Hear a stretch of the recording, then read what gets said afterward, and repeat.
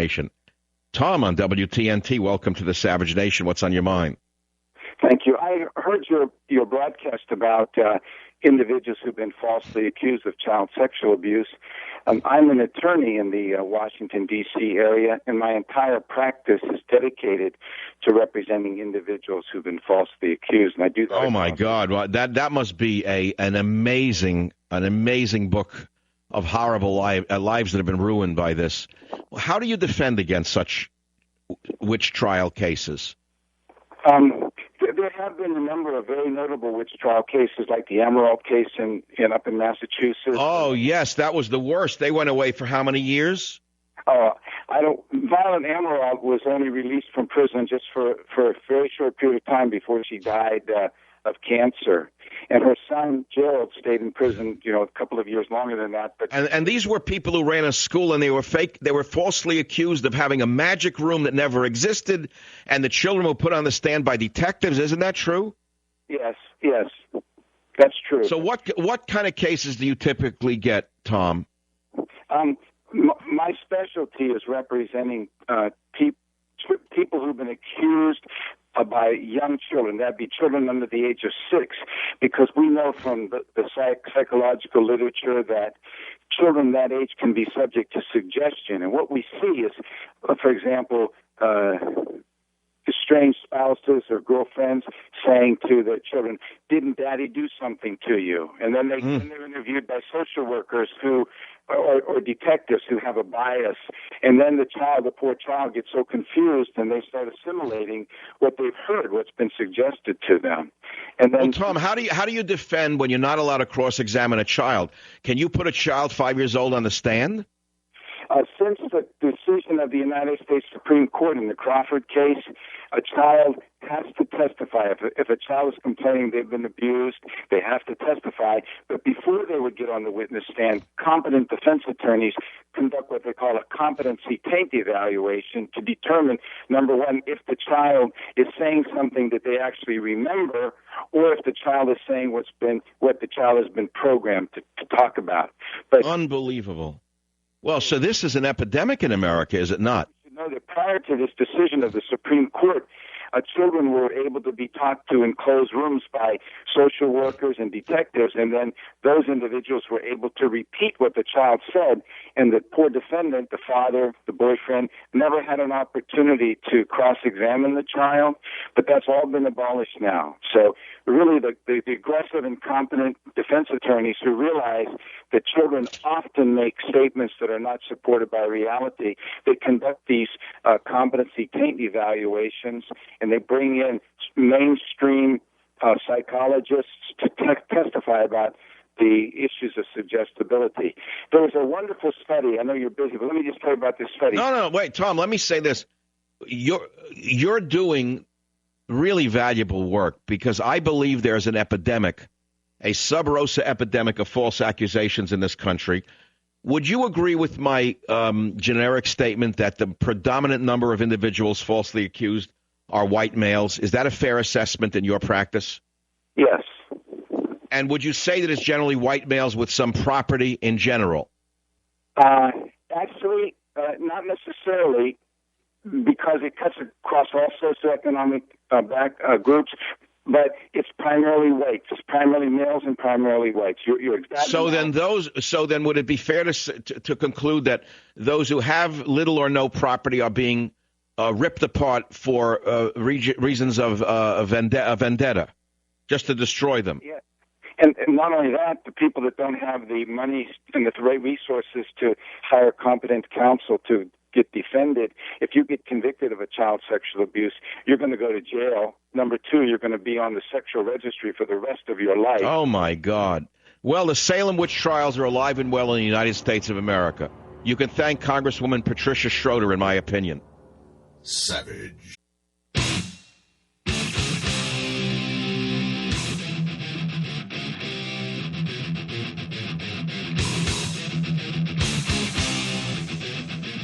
Warning.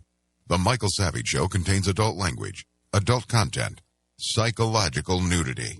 Listener discretion is advised.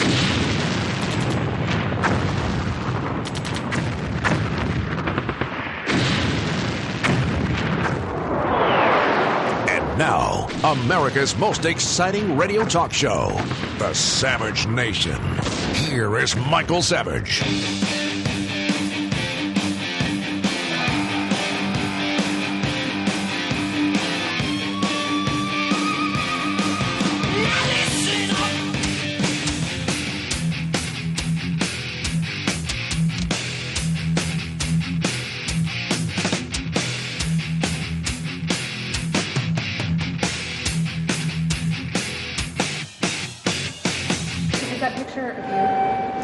Look, I'm not going to talk about this anymore. I think that if I was giving a speech to 45,000 people and someone stood up and heckled in the back, I wouldn't spend 3 days talking to him.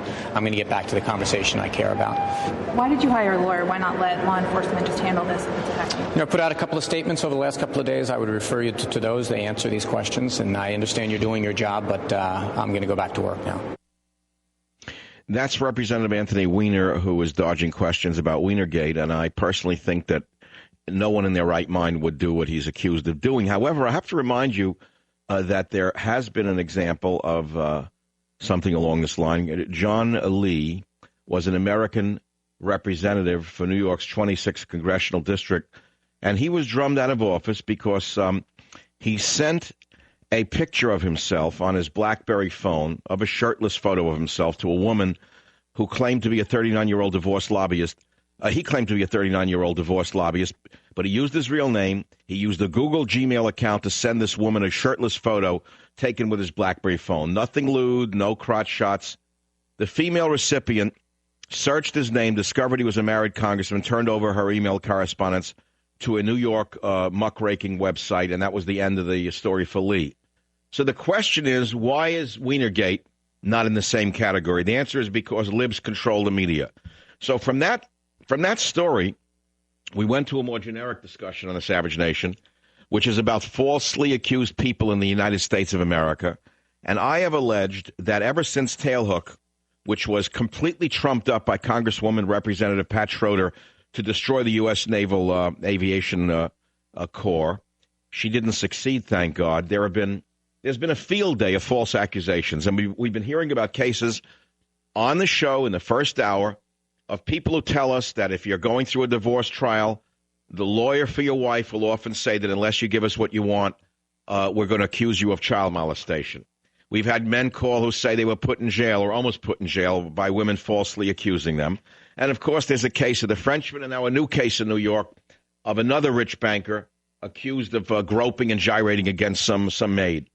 It's a Salem witch trial all over again. It's worse than McCarthyism because McCarthy was right. There were communists in high places. How many innocent lives have been destroyed by the feminist movement and by greedy, aggressive prosecutors and police? We don't know. Joining us now is an attorney in Washington, D.C., Thomas A. Pavlinic, who specializes in defending the falsely accused. Mr. Pavlinic, welcome back to the Savage Nation. Go ahead, please. Thank you. Thank you. Glad to be back.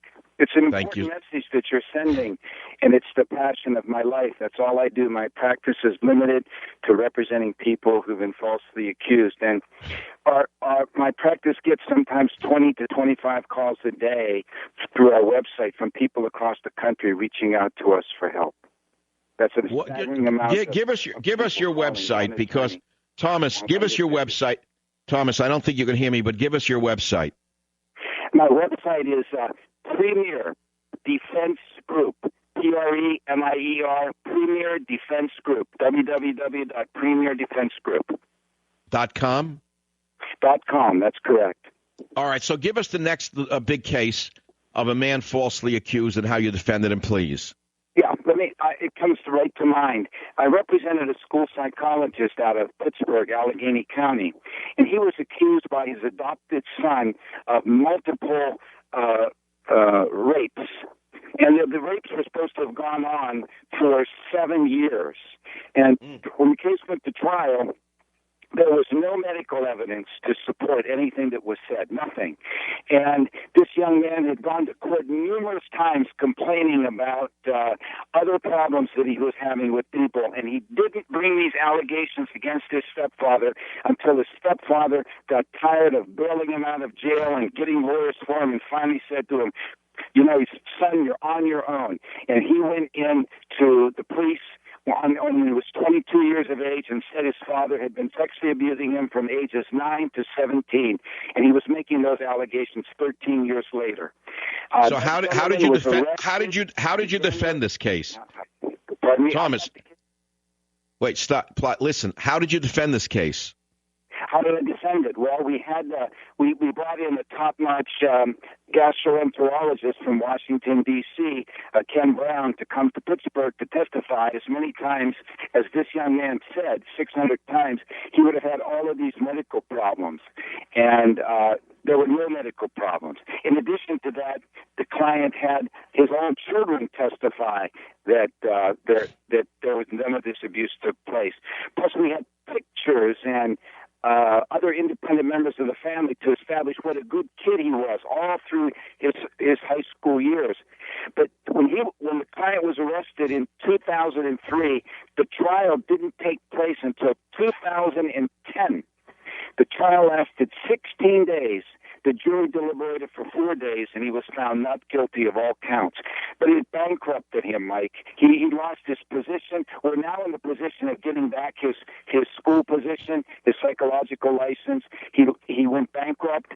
It was a very humiliating and depressing time for him, but he had a lot of mettle. He fought every step of the way, and I had a really good co-counsel with me, Tim Lucas, who we worked on. Tom, a couple of questions come to mind. Tom, the boy who made these false accusations, he got off scot-free?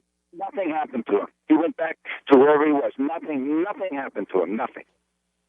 Okay, so the laws need to be changed, number one, but the victims' rights mafia will never permit victims who falsely accuse individuals of ever being accountable, because they will claim that will put a damper on them coming forward, and they'll be afraid to make such a statement. And American jurisprudence doesn't permit that. I know what's going to come from this. Now, one other question. Why did the case take 7 years to come to trial? It's very unusual, and that's a very good question. Pennsylvania has what they call interlocutory appeals, and there was an evidentiary point which the trial judge ruled in our favor, and the Commonwealth asked that it be appealed.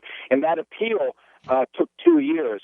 And in addition, another reason was that the child's natural mother, who was married to my client, initially was accused by her son of the same grotesque acts, and she denied it. And this is probably one of the most perversions of justice.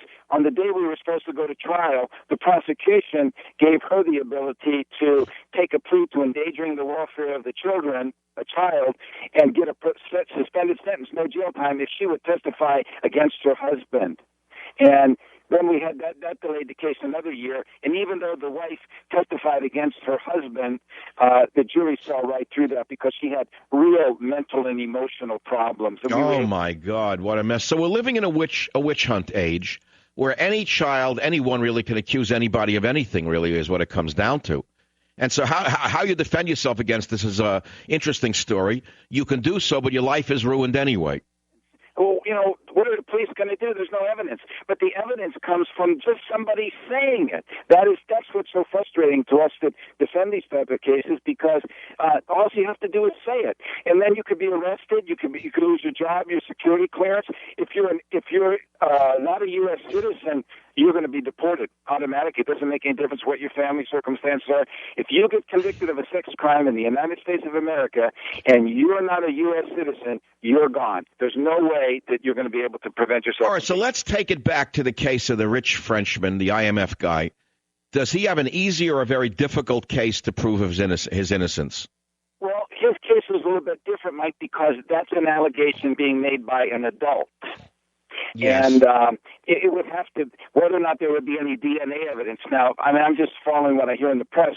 If they're trying to say that there's some DNA evidence, it's hard for me to comment on that because I'm one of the few people that still believes in the presumption of innocence. Until somebody comes forth and says, here's the evidence, and this is evidence beyond a reasonable doubt, I'm assuming that this man is innocent.